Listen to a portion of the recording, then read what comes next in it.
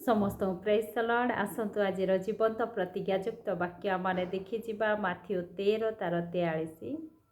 सेतेबेले धार्मिक माने सेमानक पितांक राज्य रे सूर्य परि तेजमय देखाजिबे, जार कान अछि से शुणु। Praise the Lord. आउ एठार लिखा जे सेठारे धार्मिक माने आपणा पितांक राज्य रे सूर्य परि तेजमय देखाजिबे। केउ धार्मिक माने ए सूर्य परि तेजमय देखाजिबे। आउ से पितांकर गृह कौन आमाने जानिबा। आउ परमेश्वर वाक्य रे लिखा जे से पितांकर गृह होउछि से स्वर्ग राज्य। आउ से धार्मिक व्यक्ति कि प्रकार से सूर्य परि से स्थान रे देखा जाउछि। से धार्मिक व्यक्ति से स्वर्ग राज्य को पाइबा पाई प्राणपण चेष्टा करिछि। कारण परमेश्वर वाक्य लिखा जे स्वर्ग राज्य क्षेत्र रे गुप्त होइथिबा धन सदृश जड़े लोक ताहा देखि गोपन करी रखिला और आनंद रे जाई आपणार सर्वस्व विक्रय करी से क्षेत्र को क्रय कला। Praise the Lord. स्वर्ग राज्य एक गुप्त धन सदृश जड़े लोक आपणार सर्वस्व विक्रय करी आनंद रे ताहा क्रय कला। से गुप्त धन को लाभ करिबा पाई से समस्त मूल्य देबा को से प्रस्तुत आ से आनंद रे समस्त मूल्य को देइकरी से धन को किणु अछि। आज आमान को से गुप्त धन को जानिबा को हेबो। जगतर अनेक धन रही अछि, जो धन की आज अछि काली नथिबो, किंतु से गुप्त धन स्वर्ग राज्य धन आमान को अनंत राज्य को नहीं जीवो।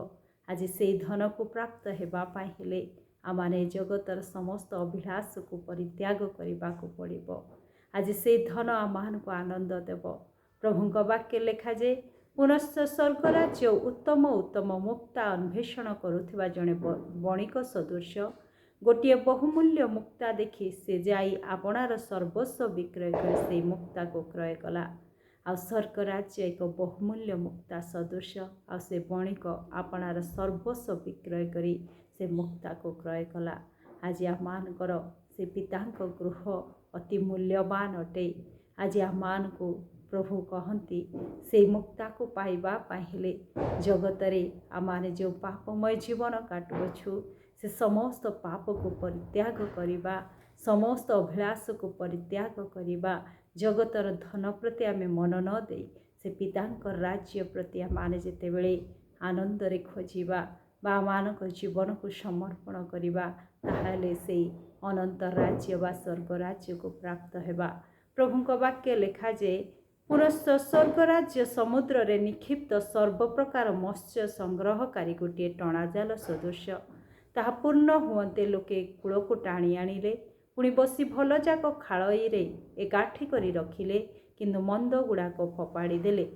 जुगांत समय सेहीपरि घटिबो। दूत माने बाहरी आसी धार्मिक मानक मध्यरु दुष्ट मानक विभिन्न करिवे, पुणी सेमानक अग्निकुंड रे पकाई देवे। सेठारे रदन दंतर किड़िमिड़ी हेबो। स्वर्ग राज्य एक टणाजाल सदृश जहाँकि जगतर समस्त लोक को से टाणुअछि, जहाँकि आज धार्मिक मानक मध्यरे दुष्ट मानक से पृथक करिबो।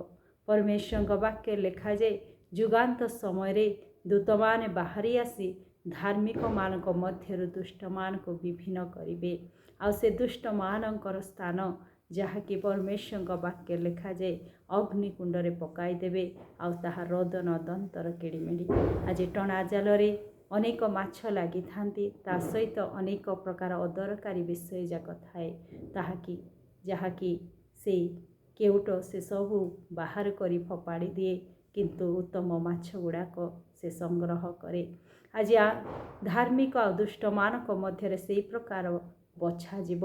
आज जो माने धार्मिक व्यक्ति से मानक प्रभु तांकर से पितांक राज्य बा से स्वर्ग राज्य रे से ग्रहण करिवे, किंतु दुष्ट मानक से अग्निकुंड रे पकाई दियाजिवो, जोठारे कि रदन दंतर किड़िमिड़ी अछि। आज से धार्मिक व्यक्ति माने जेतेबेले पितांक राज्य रे रखाजिवे से माने सूर्य परि तेजमय हेबे। आज आमान को ए जगतर मान सम्मान आवश्यकता नहीं।